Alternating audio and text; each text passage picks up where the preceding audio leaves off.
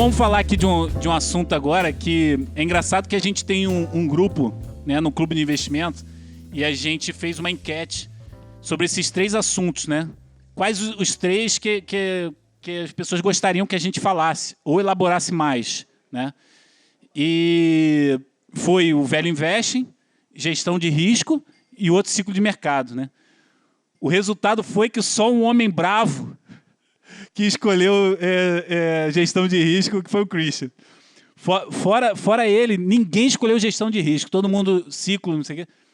E quando a gente escuta, né, os maiores investidores falar sobre o tema, o que eles falam é exatamente o oposto, que gestão de risco é o principal assunto de investimento, né? Depois você tem que conhecer o restante, mas o primeiro é a gestão de risco. Eu botei nessa ordem aqui, porque é uma ordem mais fácil de entender, né? O Velho Invest, depois gestão de risco e o ciclo de mercado.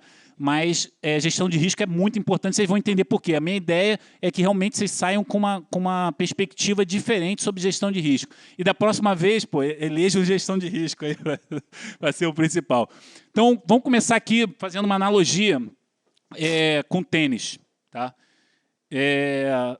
Eu sou jogador amador de tênis, já joguei algumas vezes, mas sou bastante amador.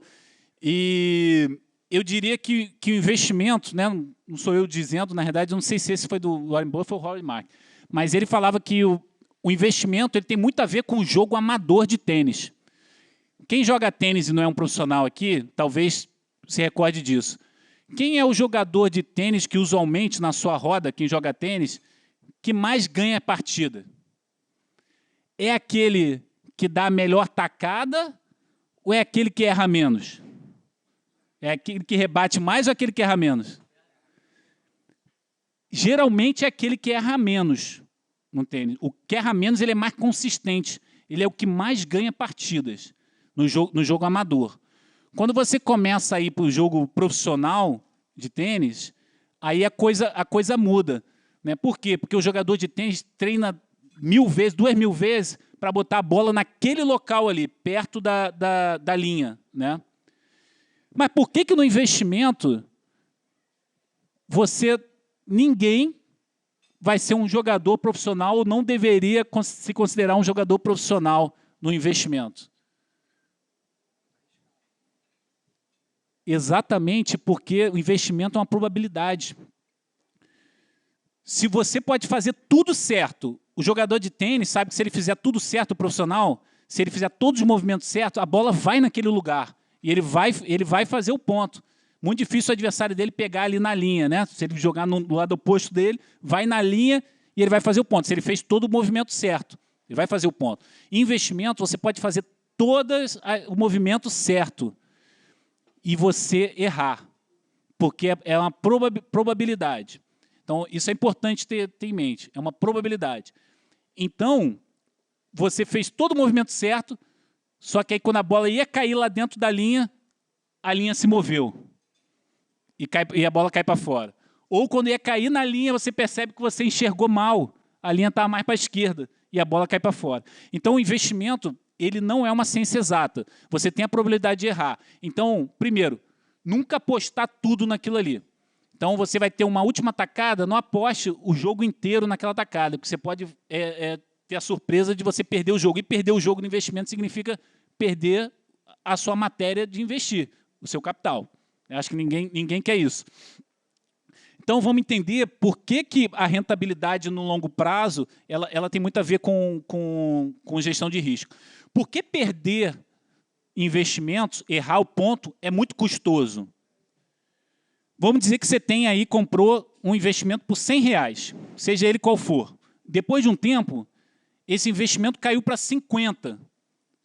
Quanto que você perdeu? Ou quanto que desvalorizou? 50%. Quanto que precisa para você agora voltar ao mesmo patamar? Não quero nem ganhar dinheiro, quero voltar ao mesmo patamar. Quanto que precisa? 100%. Então, vocês concordam comigo que perder 10% ou perder 50% não é a mesma coisa que ganhar 10%? Então, vamos ser um pouco mais extremos. Ali, ó, 100%. Vamos ser um pouco mais extremos. O que você comprou a 100 foi para 20. Quanto que você perdeu nisso aí? 80%. Sua variação para baixo. Quanto você precisa agora para voltar ao que você estava? Agora já tem que fazer um cálculozinho, né? 400%. Você precisa de 400% de ganho só para voltar onde você estava. Então, lembra que eu falei que não vamos inventar a roda, vamos escutar os maiores investidores de todos os tempos, vamos escutar esses caras falando. O que o Warren Buffett, ele podia, o maior investidor de todos os tempos, está aqui na tela. O que ele podia? Ele podia ter elegido várias regras de investimento. Ele tem aí quase um centenário de conhecimento. O que ele elegeu como primeira regra de investimento? Nunca perca dinheiro. Essa é a primeira regra. Nunca perca dinheiro. Aí ele botou a segunda regra. Qual é a segunda regra? Nunca esqueça da primeira regra. Então, perder dinheiro tem que estar fora da cogitação. Especular na chance que o negócio vai acontecer, sai fora disso. Ah, vou comprar uma cripto aqui, quanto vale esse negócio? Você sabe quanto vale? Você não consegue estimar quanto vale. Então, e aí ele bota um terceiro, né? O risco vem de não saber o que você está fazendo. Então, vamos saber o que nós estamos fazendo com relação a risco. O que é risco para você? O que é risco para cada um de vocês? Alguém tem aí um palpite? Isso é pessoal, tá? Pode falar à vontade. O que é risco? A gente falou um aqui, né? Acabamos de falar um risco, né? Perder dinheiro é um risco, né?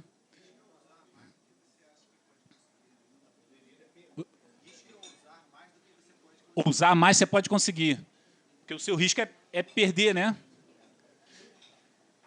Vou botar um a mais de risco. Eu não falei que existe um investimento que é considerado investimento livre de risco?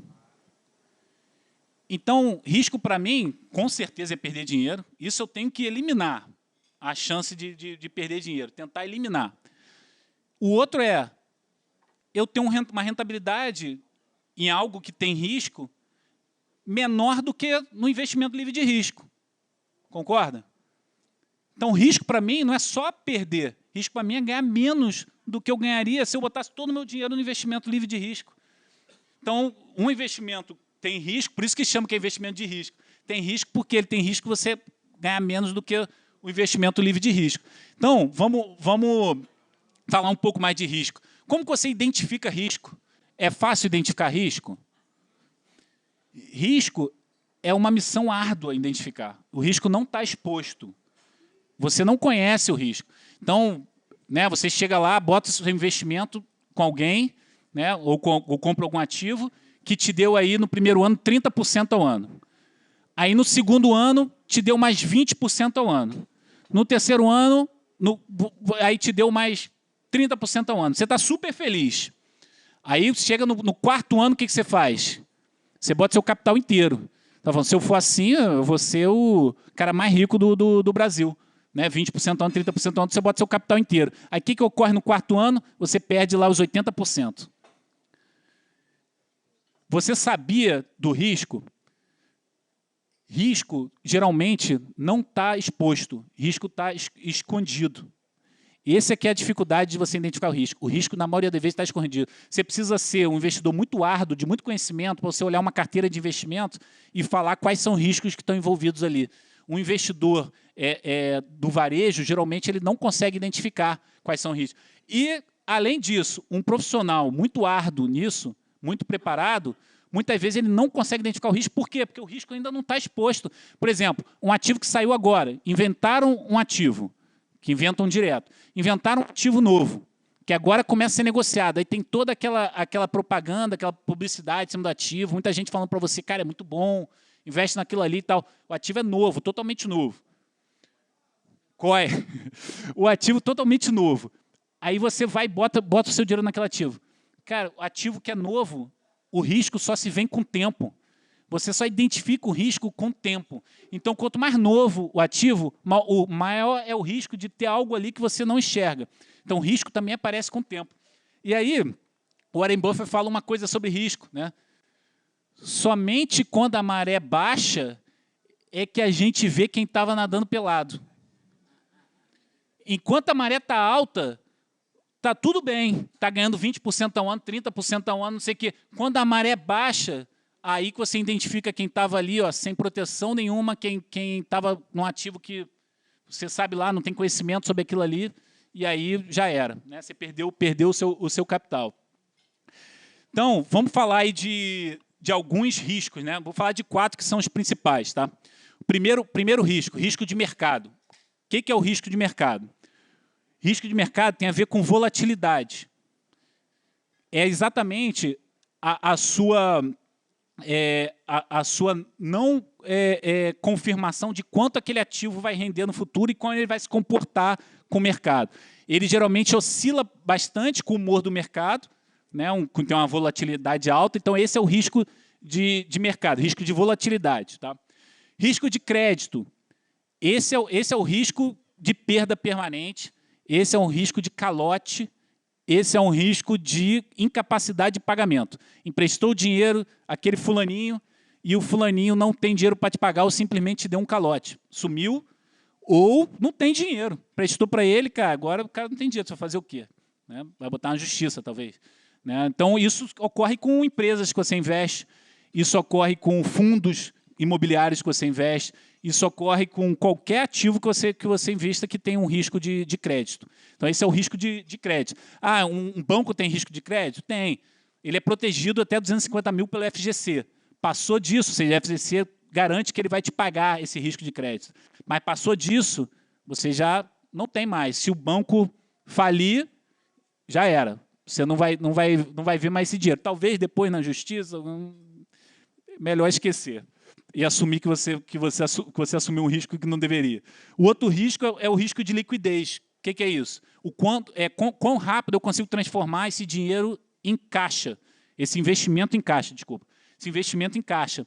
Então, um investimento em ação, ele tem uma liquidez de D+2. Mas ele tem a liquidez de qual é a diferença do preço de venda para o preço de compra. Se ele é pouco negociado no mercado, essa diferença é muito grande. Então, se eu quiser vender ele rápido, eu vou perder um pouquinho ali. Um imóvel, eu consigo vender um imóvel no mesmo dia? Talvez até consiga. Mas você vai ter que jogar o valor lá embaixo. Começa a jogar para baixo, você vai ver que uma hora você vai vender, até chegar a R$1. Uma hora você vai vender. Mas você vai conseguir até vender, mas você vai ter que jogar o valor lá embaixo. Então, esse é o risco de liquidez. É o risco que você quer transformar na hora, né, o quanto antes, o dinheiro, o ativo em dinheiro. E o último risco é o risco operacional, que é o risco de ter uma falha mesmo operacional. Então, às vezes, você tem um investimento, um COI, ninguém falou COI aí, um COI é um investimento complexo. É um investimento chamado estruturado. Geralmente, ele é feito com opções, né, várias opções, e o COI, você tem a probabilidade de você errar aquelas operações. Então, como ele é muito complexo, com várias opções, tem que comprar uma opção, vender outra. Então, às vezes, você tem o risco do operador lá errar e comprar errado e fazer coisa. E aí perde o dinheiro porque errou uma operação. Esse é um risco operacional. Comprou errado. Você, por exemplo, você faz trade, né, com ativos do mercado. Você compra e venda diariamente, que é o day trade, ou swing trade, que você compra e vende num prazo maior. Aí você bota lá um stop loss. Stop loss é o mínimo que você quer perder para aquilo ali. Né? O mínimo que ele vai, se chegar naquele valor, ele vende. Muitas das vezes, ele vai chegar naquele valor e pula aquele valor. Ou no outro dia já começa mais baixo. Então, é um risco operacional. O stop loss não te garante que você só vai perder aquele valor. Então, esse é um risco operacional. O que a gente deve fazer? Lembra que eu falei, né? Na realidade, o Warren Buffett falou as 2 regras, que você não deve perder dinheiro. Esses riscos aqui de baixo são os riscos de perda permanente. Esses daqui, nós trabalhamos para eliminá-los. Nós não queremos correr esse risco. Então, por exemplo, na renda fixa, nós vamos comprar uma renda fixa para o cliente. Né? Ah, vou comprar uma renda fixa de uma empresa privada que vai emitir. Hoje tem uma rentabilidade, tem um rating, né, que empresas são pagas para isso, para ir lá avaliar o risco do ativo. E ela classifica, né, do menor risco, AA, até o risco mais baixo, lá, CCC. A gente só entra nos que tem AA, AA. A gente não quer correr esse risco. Por quê? A diferença no ativo que você vai ter um risco AA para um risco AB é 1% a mais você vai ganhar no ano, 2% a mais você vai ganhar no ano. Com risco de caso ele dê um calote ou de crédito, você perca 100% do seu capital. Vale a pena correr esse risco? Pagar 1% a mais? Não vale. Então, a gente não corre esse risco. Esse daqui, a gente tenta eliminar. Eliminar de vários jeitos, né? Aqui, se for uma ação, como é que a gente reduz o risco de... Qual é o risco de crédito de uma ação? Ela depois não ter condição de gerar lucro, não ter condição de gerar caixa, e aí não vai ter dividendo, não vai valer nada no futuro. Então, como é que a gente faz? Só ações que têm uma estabilidade financeira muito grande. Então, ela gera caixa, ela gera dinheiro, caso da Americanas, que você citou. A Americanas não gera caixa mais de 10 anos. É um risco de crédito absurdo, crédito assim por investidor, né, fazendo uma associação. Então, essas também são eliminadas. Então, esses riscos aqui a gente elimina. E o risco de mercado? Esse risco de mercado é o risco do maníaco depressivo, é o risco do senhor mercado. Esse eu gerencio, esse eu quero me tirar proveito dele. Eu quero deixar ele, com as suas manias, perder dinheiro. E eu aproveito esse risco do mercado dele. Então, o risco de mercado a gente gerencia. Como que a gente gerencia? Vocês lembram desse gráfico aqui? Esse gráfico aqui mostrava aqui nossa rentabilidade, né, versus o risco. Então, aqui está o risco, a rentabilidade e o que foi no período, né, no período desde o início do clube. Eu vou introduzir para vocês aqui um conceito que é o índice de Sharpe. Mas antes de chegar nele, olhando aqui, qual é o investimento que tem o maior risco? Né? Esse aqui é o eixo do risco. Você consegue ver diretamente, é o que está mais para a direita. Né? É esse aqui, que é o Ibovespa, nesse período teve maior risco, maior volatilidade, lembra que risco, mercado, volatilidade. O Standard & Poor's, né? A Bolsa Americana, aí depois vem um clube, vem esse e tal. Beleza, o clube aqui teve mais risco, né? Mais volatilidade do que o IFIX e tal. Mas, pô, ele teve uma rentabilidade muito superior. Então, só olhar o risco de mercado isolado não te dá tanta informação. Então, aí tem um índice que é chamado de mercado, o índice de Sharpe, que é um dos índices, que são índices que querem olhar rentabilidade ponderada pelo risco. Então, eu quero olhar qual é a minha rentabilidade pelo risco que eu estou correndo. E depois eu vou explicar por quê, porque eu consigo trazer isso daqui, ó, se eu quiser diminuir o risco, eu consigo trazer isso daqui em linha reta até o CDI. E o que é essa linha reta? Aí vamos entender. Aí o que é o índice de Sharpe? O índice de Sharpe, qual é o cálculo dele? O retorno do meu ativo, né, que eu quero ver, o índice Sharpe, menos o retorno do ativo livre de risco, a diferença disso. Por que a diferença disso? Lembra que eu falei que é risco eu ter um retorno abaixo?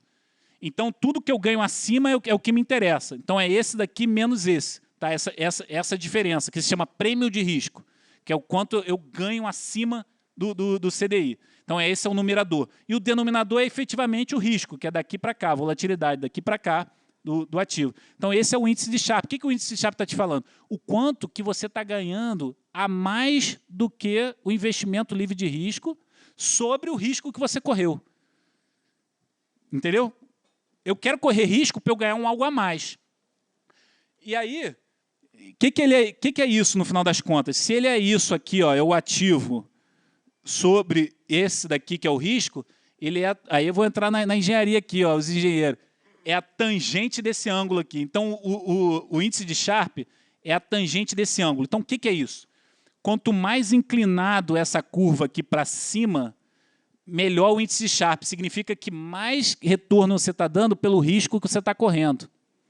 Quanto mais para baixo ela é, pior o índice de Sharpe. Significa quanto menos o retorno pelo risco que está correndo. E nos casos, se esse ângulo for negativo, aqui, igual isso aqui, está para baixo, significa que eu estou dando um retorno negativo abaixo do ativo livre de risco, pelo risco que eu estou correndo. Então, a gente quer que o índice de Sharpe seja positivo e o mais alto possível, aquela reta esteja mais inclinada para cima possível. Então, aqui ó, é quanto a gente botou aqui, todos eles agora numa tabela. Aqui, ó. Isso aqui é a renda fixa atrelada à inflação, fundo imobiliário, Ibovespa, o Standard & Poor's e o clube. Olha aqui, que coisa. Está vendo que eles estão bem próximos, todos negativos e bem próximos. Por que esse daqui está bem próximo desse? Quais são esses dois? São esses aqui, ó. Eles estão na mesma reta. Então, todos que estiverem nessa reta, eles têm o mesmo índice de Sharpe. Ele tem a mesma rentabilidade por risco. Eu consigo, é possível eu pegar esse daqui e puxar ele aqui para próximo, para cá, ou botar para lá. Eu vou explicar depois como é que é isso. Mas eles têm o mesmo índice de Sharpe. Então, ó, índice de Sharpe negativo, o que significa? Significa que aquele ativo perdeu para o investimento livre de risco. Foi ruim, teve um resultado ruim. Você correu o risco para ganhar menos do que você poderia ganhar sem correr risco nenhum. E a magnitude, né, 1, 2, 3, 4, a magnitude desse número vai te dizer o tamanho desse ângulo aqui. Quanto maior a magnitude, 1,69 é o as ações americanas, né, nesse período. Ela teve ainda maior do que essa curva, que essa reta aqui, porque essa reta está por volta de 1,3, 1,2. Já o Ibovespa estava acima, é 1. E o clube ficou com mais ou menos a mesmo ângulo que o Ibovespa, só que para cima. Ele ficou positivo, por isso que ele é 1. Ele é positivo, porque esse ângulo aqui está para cima. Então, o índice de Sharpe é o que você deve começar a utilizar para comparar ativos, comparar a rentabilidade desses ativos. A gente usa um mais avançado, que é o índice de Sortino. O índice Sortino, a única diferença é que ele, ao invés de considerar o risco como uma volatilidade, ele considera o risco como downside risk, que é a volatilidade negativa. É o que eu fiquei abaixo de um parâmetro que eu seto, que é exatamente abaixo do CDI. Então, para mim, risco é eu ficar abaixo do CDI. Lembra que eu falei? A volatilidade aqui ela está medindo o risco como qualquer variação. Aí eu faço esse ajuste, a gente usa o índice de Sortino, para a gente ser mais assertivo e não prejudicar ativos que são voláteis, mas que são sempre positivos. Então, para poder calcular o risco. Falei para caramba. Então, índice de Sharpe é isso. Agora, ele perguntou sobre... Não, mas cada pessoa, né, tem seu objetivo. Cada pessoa tem o seu objetivo, cada pessoa tem o seu perfil. É muito importante você entender o que é isso. Quando você entra numa corretora ou num banco, você vai investir, eles avaliam o seu perfil. Por que eles fazem isso? Não quer dizer que a sugestão que eles fazem depois só é melhor, mas eles fazem isso por um motivo. O motivo é o seguinte. Primeiro, tem um parênteses o perfil, a capacidade. Como é medida a capacidade do indivíduo? Né? Qual é a minha capacidade de assumir risco? A primeira, minha idade. Então, eu sou uma pessoa nova, eu estou no início da minha vida aqui produtiva, eu tenho um horizonte grande, eu posso aí assumir um risco maior de volatilidade. Entenda que isso aqui não é risco de perda, tá, gente? Risco de perda a gente tentou eliminar, né, e tudo. Aqui é risco de variação de mercado, volatilidade. Então, eu tenho tempo de ter uma volatilidade, eu consigo assumir, tenho uma capacidade pela minha idade. Eu posso ter também uma capacidade de que eu já tenho um capital necessário, que ele tem uma renda passiva, eu tenho um emprego muito bom, estável, que eu já pago todas as minhas contas, o meu estilo de vida. Então, o dinheiro que eu vou investir, eu não preciso dele, num horizonte longo. Então, eu tenho também uma capacidade longa. Agora, a tolerância. O que é a tolerância? É outra vertente. A tolerância já é o seguinte, eu sou um cara que eu tenho, usualmente, né, um perfil de assumir risco, ou sou uma pessoa mais conservadora, no meu modo de agir. Né? Então, isso é muito específico de cada pessoa. E o outro ponto de tolerância é, eu sou a pessoa psicologicamente, eu sou o maníaco depressivo do seu mercado, ou eu sou um cara racional? Sou uma pessoa que consegue controlar minhas emoções. Isso também vai. Aqui também está o conhecimento. Não é só o cara psicológico da pessoa. Às vezes, se eu não tenho conhecimento nenhum sobre investimento, eu vejo uma variação assim, eu fico com medo dessa variação. Então, quando ocorre uma variação para baixo, eu vou e vendo tudo. Aí já era, já perdi, assumi a perda por um risco, na realidade, que era uma volatilidade. Então, isso aqui tudo tem que ser medido, cada um tem o seu, não tem certo e errado. O que deve se fazer é não lutar contra. Não lute, se você é uma pessoa conservadora, não lute para entrar, ser um investimento que tem uma volatilidade gigante, você vai morrer do coração. Não faça isso. Né? Aí o próximo ponto aqui, você já avaliou o perfil, o próximo ponto. Como é que está a situação daquela pessoa? Aquela pessoa já está cheia de risco, aí que na carteira administrada a gente avalia. Como é que estão os seus investimentos? Mano? O que você está investido? Se o cara já está todo investido em investimento de risco, talvez ele já está todo debaixo d'água ali. Então, na verdade, a gente tem que puxar o cara, falar, cara, vamos diminuir esse risco aí, porque você daqui a pouco vai acontecer alguma coisa e você vai morrer do coração. Né? Vamos salvar você aí dessa furada. Então, isso é uma análise de risco. Por que a análise de risco é importante? Vou botar aqui um caso real, tá, gente? Aqui foi a performance do nosso fundo de investimento desde o início. Né? até o final de 2022, com 43% de rentabilidade. Então, desde lá de setembro de 2021 até dezembro de 2023, 43% de rentabilidade. Aí você entrou no clube, comprou a cota do clube, quando ele estava aqui. Ó, o clube é um fundo, né? Quando ele estava aqui, nessa linha aqui, ó, aqui nesse topo. E aí, então, passaram os 4 meses, você precisou vender. Ou porque ele caiu nesse período 15%, e você ficou desesperado, e falou, isso aqui é uma porcaria, esse cara está falando e não sabe o que fala, eu vou vender esse negócio.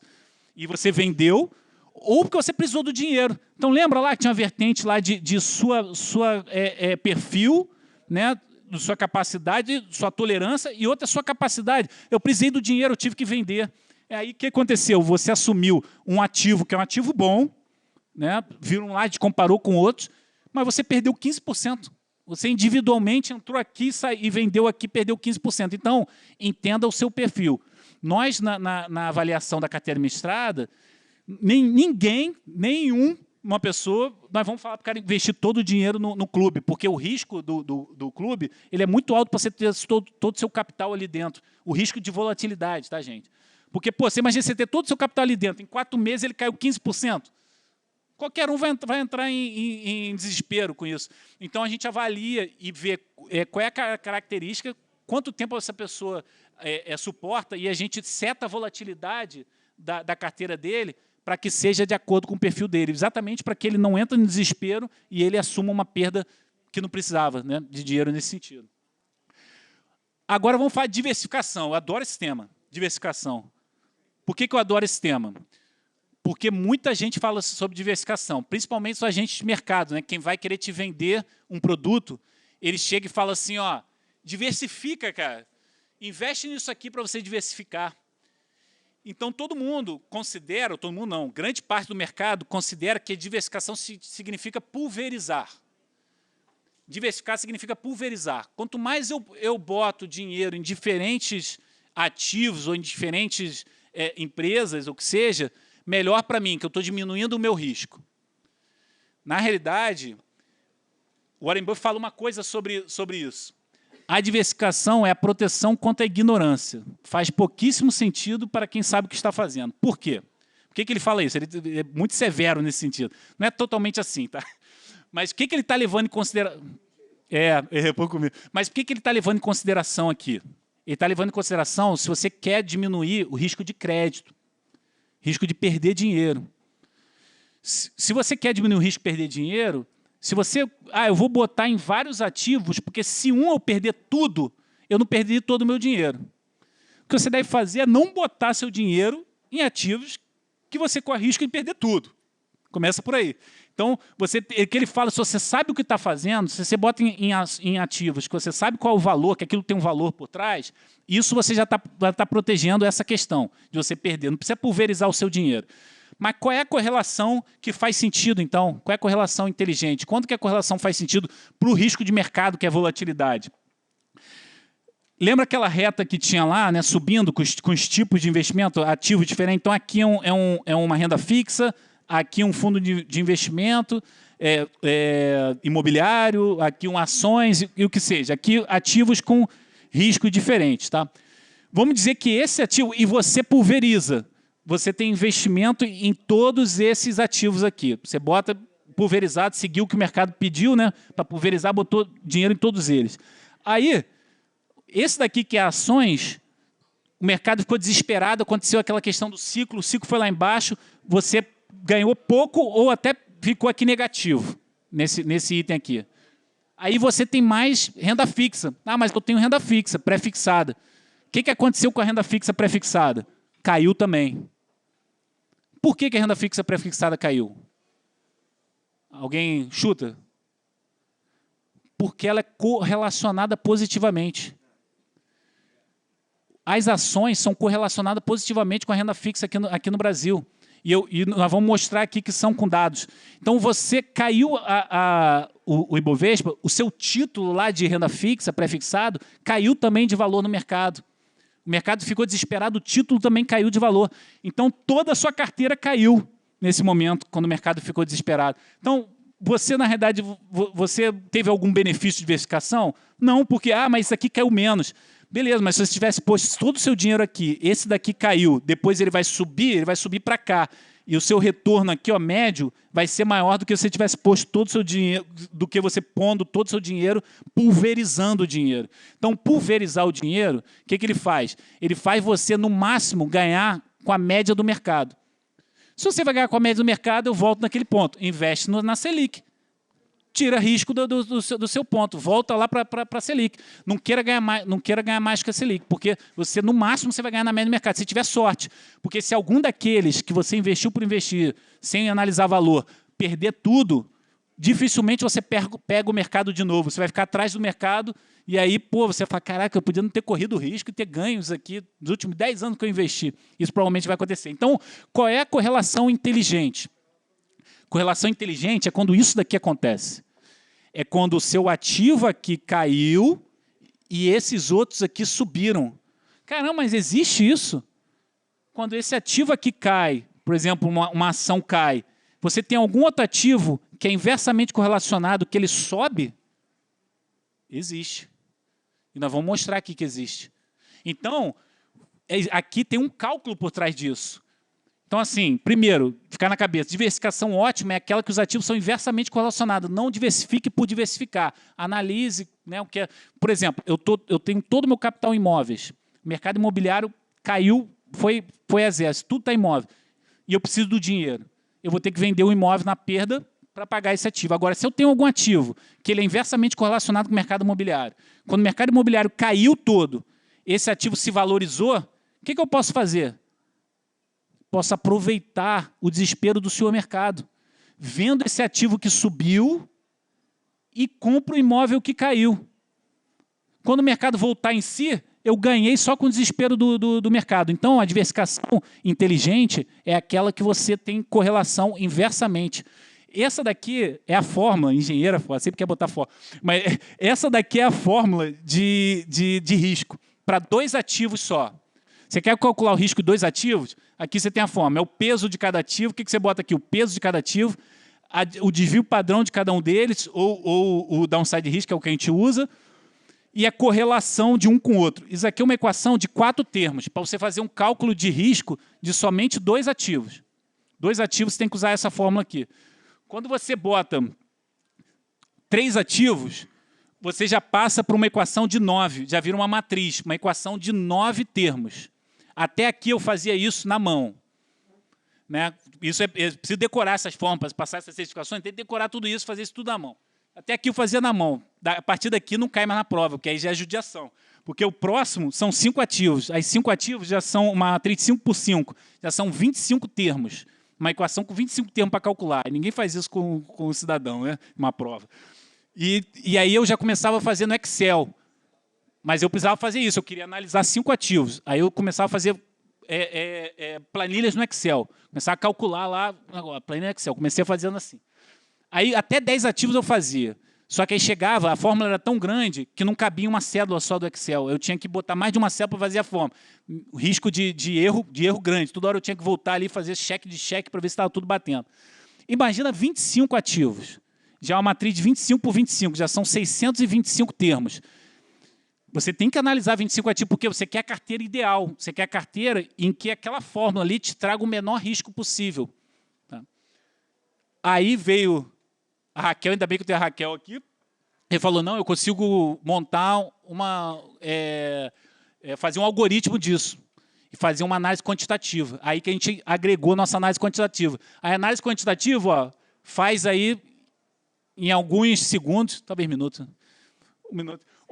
uma correlação, uma matriz. Essa aqui é a matriz de correlação. Correlação, ela vai de -1 a 1. -1 é totalmente inversamente correlacionado. É o que você busca. Lembra que eu falei que inversamente correlacionado é melhor? É o que você busca. 1 é totalmente correlacionado. Né? Seria você investir na mesma coisa. Eu vou diversificar. Eu compro um ativo, compro outro. Qual é a correlação dele? 1. Você está investindo na mesma coisa. Está diversificando nada. Mesma coisa.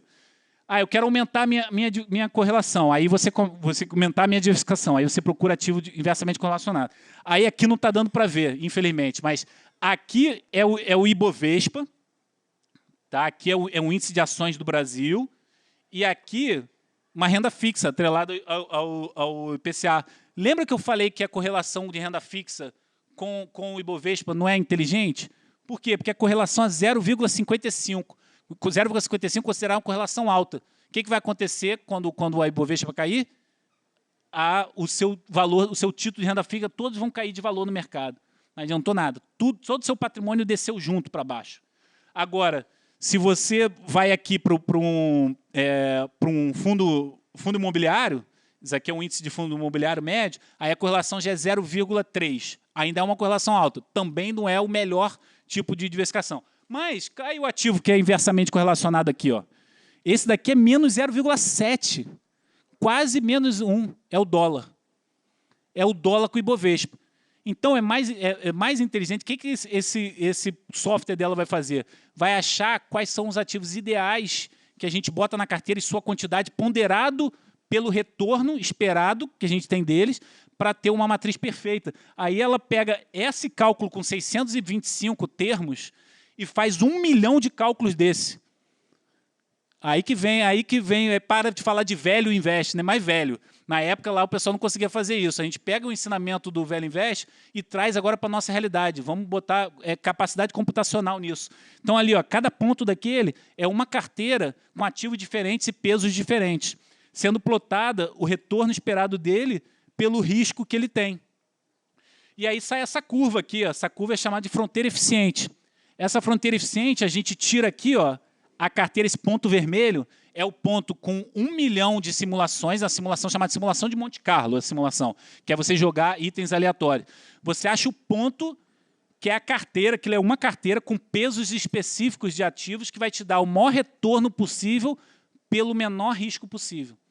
Ou seja, a carteira que vai variar menos para baixo. Ela, historicamente, isso é tudo risco, não tem jeito. Lembra que eu falei que risco precisa de tempo? Você precisa de dados históricos, não tem jeito. Você não tem mais que pensar com risco, né? Você não sabe qual é o risco do ativo se você não tem um dado histórico. Risco de mercado. Então, ela te acha esse ponto aqui. Ó. Esse ponto é o ponto ótimo. Essa carteira é o ponto ótimo. Só que essa carteira ela tem um risco específico. Lembra que eu falei que a gente tem que entender o risco de cada um? Esse risco específico aqui serve para você? Serve para ele? Serve pra... Provavelmente não. Aí a gente ajusta essa carteira mantendo a percentual de diversificação desses ativos aqui de risco. Esse mantém, esse não muda, porque aí eu navego em cima dessa reta aqui. Ó. Que reta é essa? É a market line. Essa reta aqui, ela dá exatamente no ativo que é 100% de CDI. Então, uma carteira que tenha 100% ativo livre de risco está aqui. Quando tem 90% de ativo de risco, ela vai estar aqui. E vai descendo até ter 0% de ativo livre de risco. Então, eu quero descer o risco, diminuir o risco, porque, do caso do perfil do meu cliente, eu trago isso para cá. E olha que interessante. Vai dar uma carteira aqui, ó, que ela tem um retorno por risco acima de combinação de qualquer outros ativos do mercado, só porque eu agreguei o ativo livre de risco na carteira dele. Ah, eu quero... Então, o que eu fiz? Ó, trouxe ela para cá, aumentei a quantidade de CDI na carteira e eu fiz com que a carteira dele ficasse com menos risco, mas ainda com o índice de Sortino, né? Lembra o índice de Sharpe, equivalente ao índice Sortino? Com o mesmo índice Sortino, com a mesma relação de retorno para o risco. Ah, é uma pessoa extremamente agressiva, né? Quer ser agressiva nos seus investimentos. A gente pode fazer o inverso, que é aumentar aqui. Ué, mas aqui já estava zero, que é diminuir, desculpa, o CDI. Como é que você bota menos do que zero? Aí isso aqui é alavancagem. Quando você começa a alavancar a carteira, você vai para esse lado aqui. Mas a alavancagem, eu preciso falar disso. O que é alavancagem? Alavancagem é você pegar dinheiro emprestado para investir. Então, significa você investir com mais do que você tem.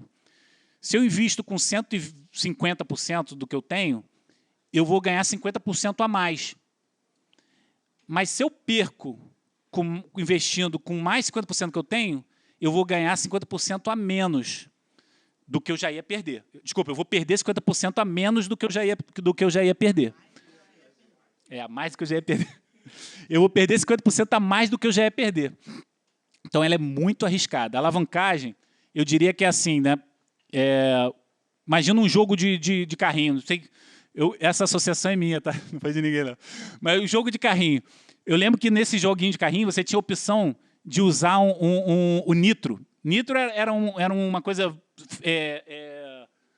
o combustível extra que você botava ali aumentava a velocidade do carro, ficava uma velocidade absurda. Então a alavancagem é isso. Está pegando dinheiro emprestado, né? Você quer pegar num valor baixo, no valor do CDI, para ganhar mais do que ele. Aí você botou o nitro lá, aumentou a velocidade do seu carrinho. Ótimo, se você está numa reta assim, ó, perfeito, passou seus adversários, estou na frente do negócio. Só que qual o problema disso? Uma curva. E você sabe quando vem a curva? Investimento? Lembra que eu falei que é imprevisível?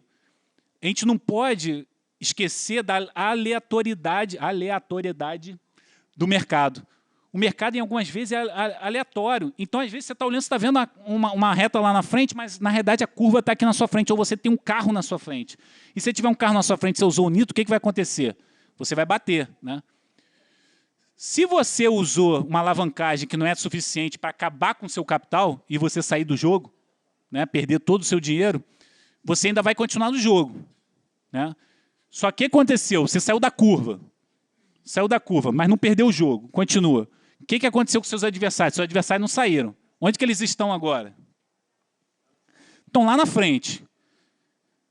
Aí você volta para a pista. Eles estão lá na frente. O que você vai fazer? Você vai meter o nitro de novo. Você vai injetar o nitro com toda a força para pegar eles. Aí vai vir outra curva que você não viu. Aí você saiu do jogo. Então, o que a alavancagem é? A alavancagem é um vício. Então, muito cuidado com a alavancagem. A alavancagem você tem que fazer nos momentos muito específicos, muito favoráveis, e tome cuidado. Quer pegar dinheiro emprestado para investir, né? Isso é muito arriscado fazer exatamente por essa condição do mercado. Então, o Charlie Munger, lá, o sócio do Warren Buffett, fala o que sobre a alavancagem? Há 3 maneiras do homem inteligente quebrar: bebida, mulheres e alavancagem. O que ele está falando isso? Ele está falando que isso daí é um vício. Não entre nesse vício, porque se você se dando mal, você vai usar ele mais, você vai usar ele mais e vai usar ele mais. Então, resumindo aqui, né, o mais importante. Qual é o mais importante da gestão de risco? A gente viu que tem 4 riscos, né, principais no investimento. Desses 4, esses daqui, que são riscos de você perder o seu dinheiro permanentemente, tenta eliminar ele. Trabalha para eliminar, não corra esse risco. E é o que a gente faz na gestora. Agora, o risco de mercado, que é o maníaco depressivo, o seu mercado, esse a gente quer gerenciar. E aí, como é que você gerencia esse risco do maníaco depressivo? Primeiro, você aplica mais de segurança. A gente viu lá no Velho Invest. Você aplica mais de segurança. O segundo, não esqueça do seu perfil.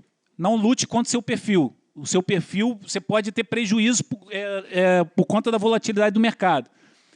Terceiro, se for diversificar, diversifique com ativos com correlação. Considere a correlação inversa.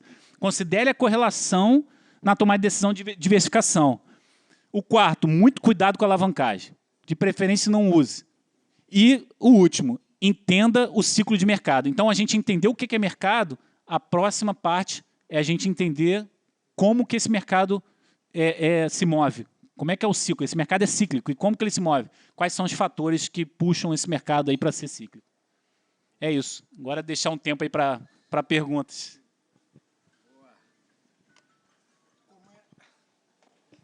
Como é que você analisaria uma informação privilegiada vis-à-vis a alavancagem?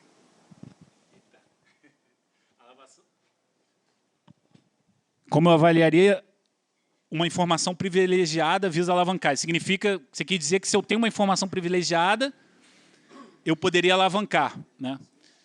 É assim, a informação privilegiada, ela pode ser ilegal. Depende do ponto. Por exemplo, eu trabalho na empresa e eu tenho lá uma informação privilegiada de dentro da empresa, tá?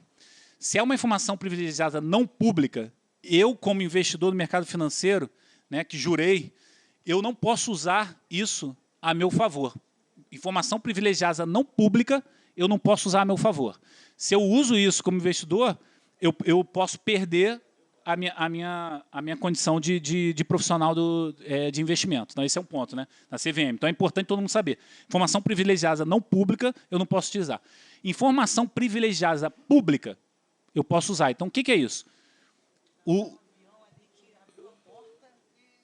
Não, privilegiada. O gerente do banco passou uma informação sem querer, ele trabalha no banco, sem querer ele passou uma informação sobre o banco, que é privilegiada. E ele passou isso em uma entrevista. Mas não é clara. Ele passou, olha, o negócio ferrou, o banco aqui pô, não vai conseguir pagar as dívidas, não. Falou isso assim. Falou de lado, assim, para o cara no microfone do lado, e todo mundo escutou. Isso já é permitido você pegar e investir baseado nisso, porque a informação ela é não pública, ela é privilegiada, mas ela se tornou pública. Então, aí você pode investir. Aí, você vai pegar e vai alavancar com relação a isso. Se ela virou pública, provavelmente todo o mercado correu e investiu ali. Então, aí, provavelmente, igual eu falei, o mercado ele não é ineficiente, ele não é totalmente eficiente. Mas você pode dizer que, para isso, o pessoal vai ser eficiente. Todo mundo que escutar aquilo ali vai comprar. Então, provavelmente, o ativo vai subir rápido. Você vai ter que ser muito rápido para poder fazer isso aí. Nesse caso é cair. Boa. Nesse caso aí, que vai o mercado vai cair muito rápido. Todo mundo vai vender. Né? Então, vai ser difícil você conseguir chegar ali e vender. Mas ocorre isso, Nelson? Cara, ocorre muito. Ocorre muito. Porque aí a CVM abre um processo de investigação, né, para ver e tal. Então, assim, muitas pessoas, alguns tomam multas grandes, alguns podem ser presos, né, se for uma informação privilegiada, não pública. Obrigado.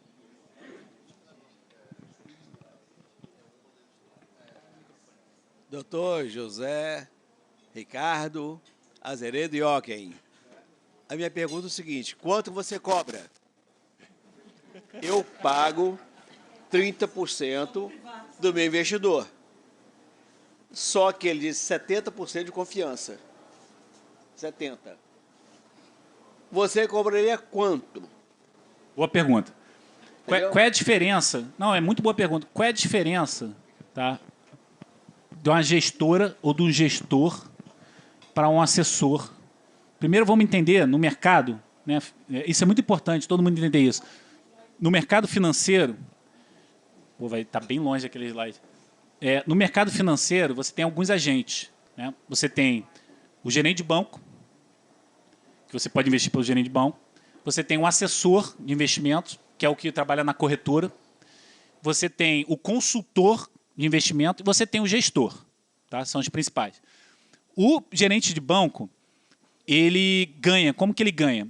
Ele ganha um percentual daquele produto que ele te vendeu. Quem paga ele é o emissor do produto. Então, ele te vendeu uma renda fixa, um título de renda fixa.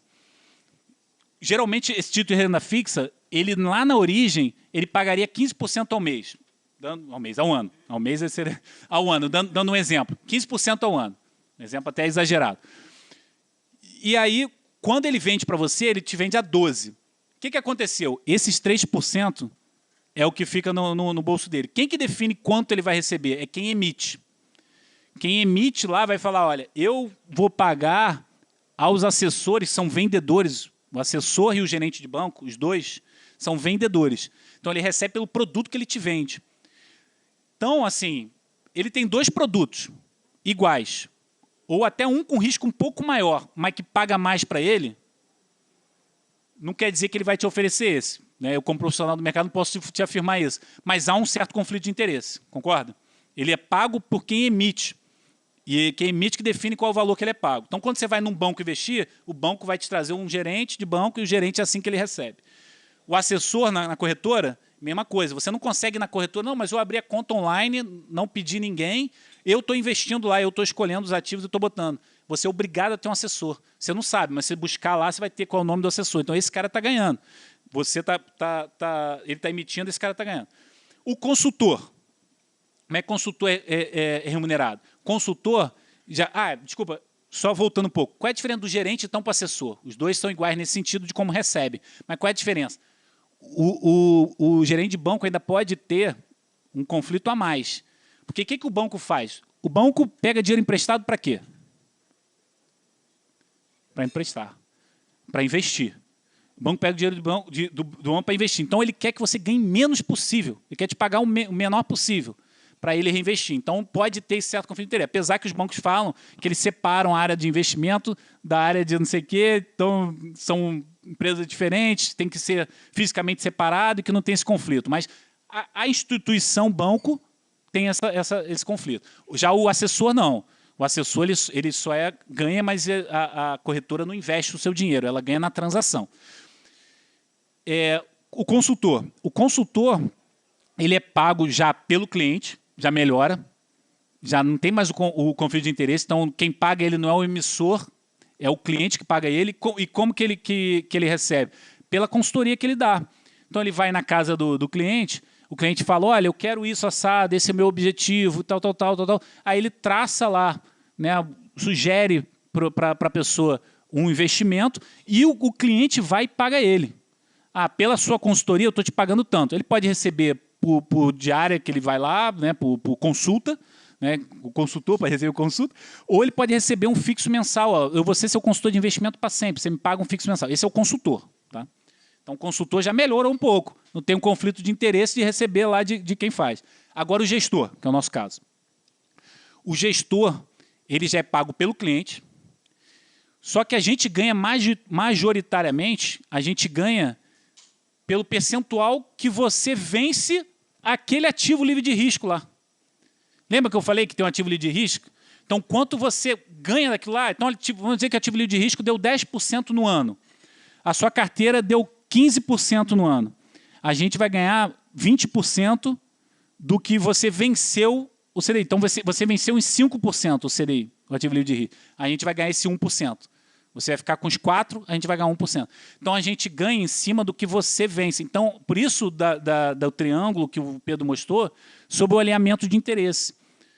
Quando você está feliz ganhando bastante, a gente está feliz porque a gente aumenta a nossa remuneração também. Entendeu? Essa é que é a diferença. Por isso que a gente acredita que... Por isso que, na época, quando eu decidi, quis ir para o mercado, né, financeiro, quando eu decidi o que eu ia fazer, eu não tive dúvida. Isso aqui é o melhor que eu tenho que fazer. Por quê? Porque eu queria gerir o meu patrimônio. E hoje, na gestora, todo o meu patrimônio, praticamente, só o que é imobilizado, né, que é o meu apartamento, que não está lá. O resto, eu faço a gestão da mesma forma que eu faço para meus clientes. Porque eu quero aumentar a minha rentabilidade, quero aumentar dos clientes, porque quanto o cliente ganha mais, eu ganho mais. Essa é a diferença do gestor para os outros. Então, respondendo a sua pergunta, 20% sobre o que vence o CDI, na carteira administrada, sobre o que vence ali o CDI. E aí você me fala, eu estou em uma corretora, né, que é a Genial, por exemplo, para a carteira administrada. Igual um assessor está. Quando eu compro um ativo de renda fixa para você, que ele lá, lembra que o exemplo que eu falei que ele paga 15% lá na origem, mas o assessor te oferece a 20%, eu vou te oferecer ele a 15%, porque eu não posso ganhar do emissor. Então, o mesmo ativo que você ganharia 15% ao ano, que você ganharia 12% ao ano, você vai ganhar 15%, porque você recebe de volta esse dinheiro. Eu não posso ganhar esse dinheiro. Então, você recebe de volta esse dinheiro. Só que a gente cobra uma taxa fixa, né, de um percentual pequeno, que corresponde mais ou menos a isso. Então, nesse quesito, fica igual. Então, o que eu ganho na realidade a mais? O que eu ganho na realidade a mais é exatamente o percentual de performance, que é o que a gente vence o ativo livre de risco, o CDI. Nada.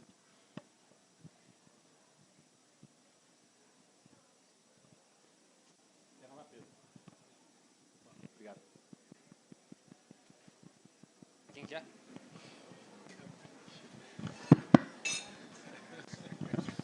Fala, Zé. Só uma dúvida aqui. Naquela correlação inversa, depois você botou um gráfico que ele tem o ativo livre de risco. Aquilo ali é uma quantidade mínima de ativos de investimento. Quer que eu volte ali? É.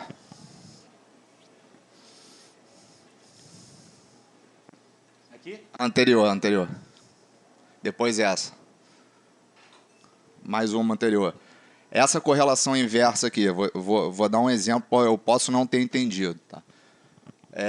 Quando você olha o comportamento do mercado, você diz aí nesse gráfico que inversamente proporcional ao mercado é um ativo que vai ficar melhor do que a média, porque senão você vai estar acompanhando a média para baixo. Não, na CDI, Selic, etc. Não, na realidade é o seguinte, é correlação. Então você imagina assim, isso aqui a gente está falando de volatilidade de mercado.